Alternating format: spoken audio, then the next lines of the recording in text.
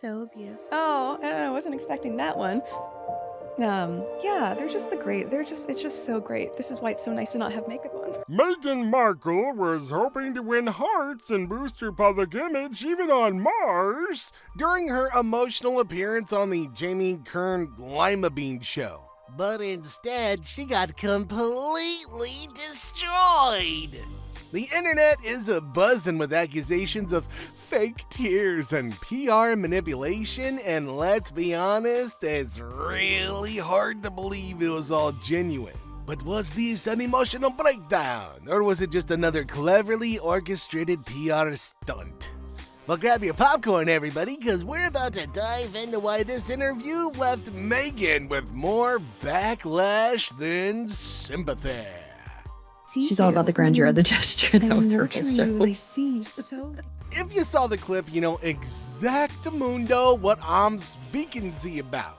Meghan Markle, sitting across from Jamie Kern Lima on her podcast, starts reading a letter from Prince Kermit and their kids. Suddenly, you guys, her face crumbles. Oh my God, she gasps. And before you know it, she's wiping her eyes as if the floodgates just opened. But let's pause for a second. Does anybody actually believe those were real tears? It felt like a scene straight out of a movie. No, I'm not staring at the bright studio lights. I'm crying. It's divinely ordered. How on earth would this be the quote that I had printed up in my trailer? And I was on that show for almost 7 years. And it says, I've already settled. The internet exploded with mixed reactions, like people trying to say Taco Bell's organic and healthy. Some people actually bought into the whole sensitive Meghan act.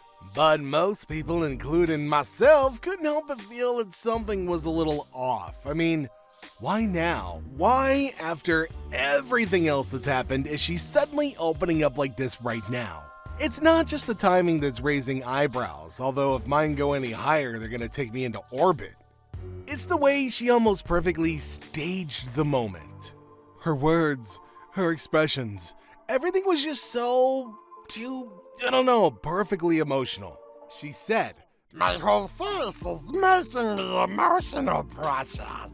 Our full body changes right now. Get him. But if I'm being honest, I didn't feel a thing. And I cried during Titanic. Instead, it just felt like I was watching an actress in a drama that wasn't quite hitting the mark.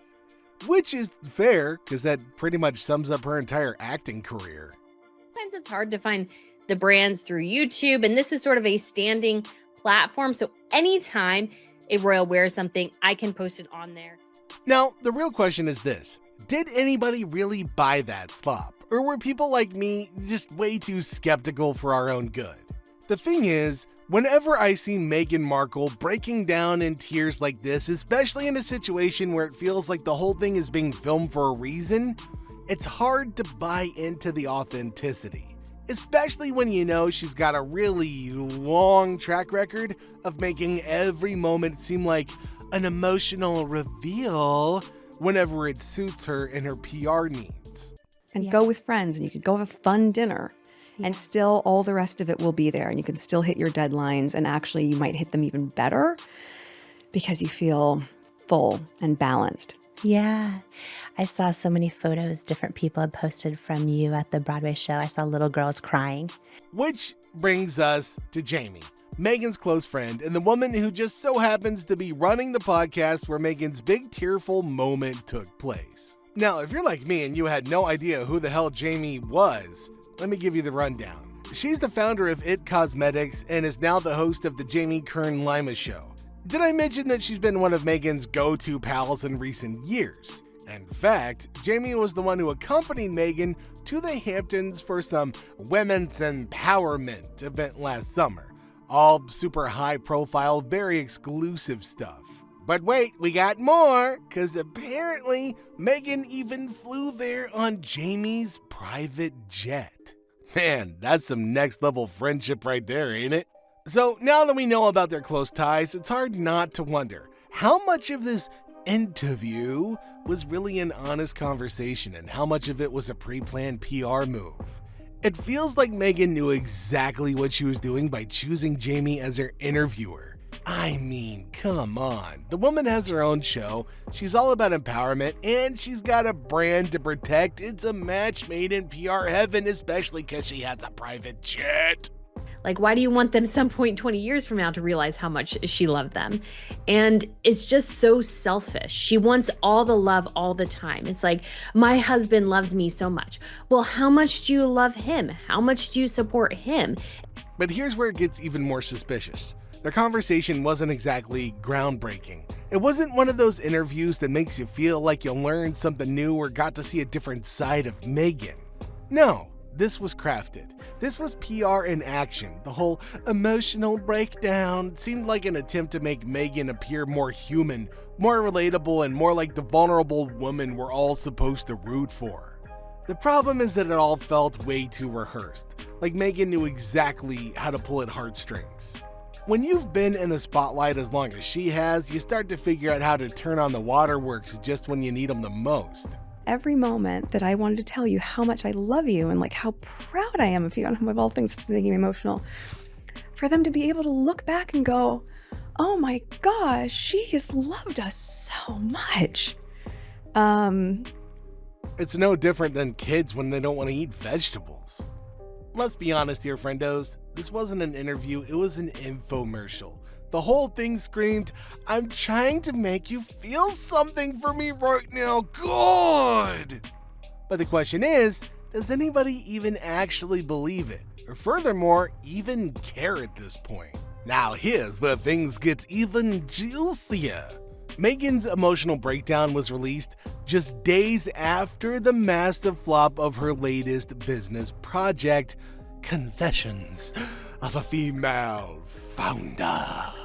Did you guys hear about it? If you didn't, don't worry, you're not alone. The project barely made a dent in the media world, and when it did get attention, it wasn't the kind Meghan was hoping for.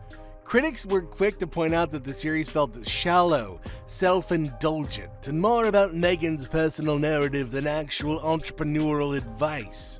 It hits like 2 out of 3 marks for a really bad chocolate commercial. Oh, I don't know, I wasn't expecting that one. Yeah, they're just She's great. not They're really just so great. This is why it's so nice to not have makeup on. Thank you.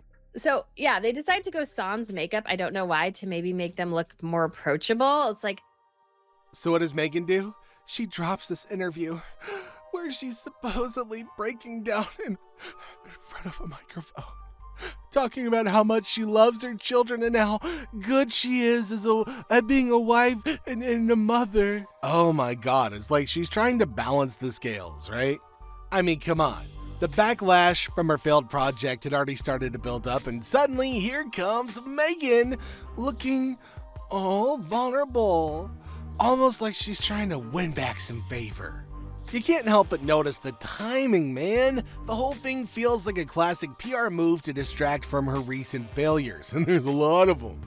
And let's be real, I'm not the only person thinking this. A lot of royal commentators and journalists are calling it what it is, a strategic stunt to deflect attention away from her business blunders. As if crying in front of a microphone is gonna change the fact that people weren't interested in her project. I mean, come on, we've all seen this play out before, right? Plus, come on, if crying in front of a microphone sold views, don't you think I would have tried it by now? I'm just such a good narrator. No? Nothing? Whatever. Best part about being a mom, and we go back to like a love language or gifts, it's not about the grandeur of a gesture. It's about I see you.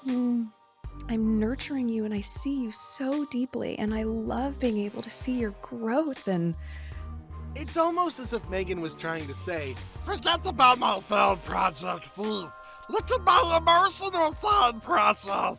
Look how much Gollum is struggling with my royal life. But instead of winning us over, it just felt like one big distraction. Now, if you're asking me, Meghan Markle is no stranger to manipulating the media when it suits her, and this moment was no exception. So when she sat down with Jamie, the emotional breakdown she had wasn't just about her own struggles. No. It also brought her family into the mix. Specifically Prince Kermit, Harry, and their kids. It wasn't just an emotional outpouring about her life. No, she read a letter from Harry and their kids, making it a family affair.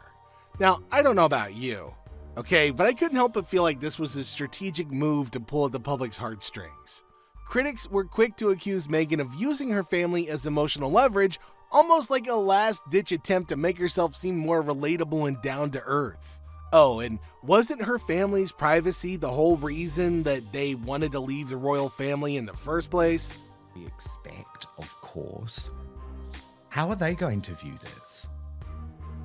I mean, I'm sure they'll laugh. I'm sure there's a good laughing bit going on in the palace anytime Meghan does essentially anything, because she just looks, the more she does these kind of things, the more... Look, the issue isn't just about sharing your personal moment, it's about the calculated nature of that moment. Meghan has been in the public eye for so long that when she posts something or shares an emotional moment, you can almost see the gears turning behind the scenes. And this whole scene felt more like a calculated PR strategy than a spontaneous emotional moment. And people noticed.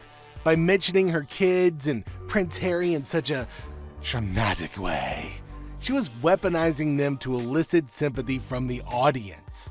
It's one thing to have an authentic tear-jerking moment, but it's another to use your family in that way, right? And you do it for your partner too. Yeah. That is so beautiful. No, you should do it for the kids. Yeah, I'm having these like aha moments right now, thinking about doing that, and also about how many people are going to start doing that. Yeah. And trust me, this ain't the first time Meghan's been accused of using her family for sympathy. Whether it's her relationship with Harry or her motherhood, her family often appears front and center when she needs to make a statement or sway public opinion. The thing is, this constant weaponization of her family only fuels skepticism. The more Meghan presents these highly curated, family-focused moments, the more people question her true intentions. Is she genuinely trying to open up, or is this just another PR move? That's what the goal is. What is the goal in Super Mario? Sorry, guys, I'm having trouble with her word salad. This is the woman that came up with the name American Riviera Orchard for her company. So she's no William Shakespeare. She said, what is the goal in Super Mario? What happens when something like this hits the internet? Memes, and oh my god, more memes. The reaction to her emotional breakdown was swift, and let's just say it was not kind. You guys think I'm bad? Oh, the internet didn't hold back. We're talking memes and parodies flooding Twitter, Instagram, and TikTok almost immediately. The whole fake tears narrative got blown up with viral content that had people questioning whether they'd seen genuine emotion or just a well-rehearsed performance. Man, I'm not gonna lie, some of those memes were gold, even if they were a little harsh. But beyond the jokes and viral content, there was also a lot of criticism. People started comparing her breakdown to past appearances, pointing out that she seemed to have mastered the art of turning on the tears at just the right moments. It wasn't just this latest incident either. People started to notice a pattern. Whether it was the Oprah interview or any of her other media appearances, she seemed to have a knack for creating these emotional, vulnerable moments that felt a little bit too rehearsed to be genuine. Some people even joked that she had a tear button she could push whenever the situation called for it. And save the princess. And that's my husband, she says. My husband. He's just out there, she said, and constantly doing whatever he can to make sure our family is safe and protected and that we are uplifted. And here's the thing, public sentiment was not on her side. A lot of people were frustrated by her always on brand performances. It's like every time Meghan has a public appearance, there's this underlying feeling that it's all been carefully orchestrated. She's built an image of somebody who's constantly battling the media and the monarchy, and look, I get it. People are tired of it though. The woe is me kind of act is really starting to wear thin, and instead of garnering sympathy, it's starting to feel like a routine. The public just wants to know if there's anything real going on or if it's all part of the show. Mom who adopted me, and when she passed away, like, the things she said to me toward the end, when she was basically like, whatever you do in life, don't change. It'd be so sad if you changed. And I'm like, I thought she was always going to say to me, like, you can do anything and you can, you know, and she's like, so where does this leave Meghan Markle? Well, after the Jamie Kern Lima bean show, it's safe to say her emotional breakdown did not go exactly as planned. The backlash was swift, with accusations of fake tears, manipulation, and using her family as emotional pawns. What was supposed to be a moment of empathy and vulnerability turned into just another PR move that felt insincere. The public's reaction was a mix of frustration and disbelief, with a lot of people calling out Meghan for yet another calculated stunt. But here's the real question. What does this mean for her image in the long term? The internet is saturated with opinions on Meghan's every move, and every time she tries to orchestrate a heartfelt moment, people are gonna be looking for cracks in the performance. So while this latest stunt may have momentarily grabbed attention, it's only deepening the skepticism surrounding her. If her intention was to gain sympathy and rebuild her image, it's backfiring horribly. Instead of seeing a vulnerable woman, people are starting to see a woman who knows exactly how to push the right buttons for attention. And it's starting to feel less authentic with every appearance. Because then she'll be caught in her numerous lies about it. Like, I wore beige while I was a royal to prevent clashing with the other royal ladies, when now all she wears is beige. She always wanted to wear beige. Why lie? In the end, her carefully crafted PR stunts might be doing more harm than good. With every new emotional moment, she risks alienating the very people she's trying to win over. Her calculated moves are becoming more transparent, and as much as she might try to manipulate public perception, the truth is that people are starting to catch on. At this rate, Meghan's image might just need a full-on overhaul to stay relevant. I'm not sure another tear-filled interview is gonna do the trick. So, what are your thoughts? Let us know in the comments down below.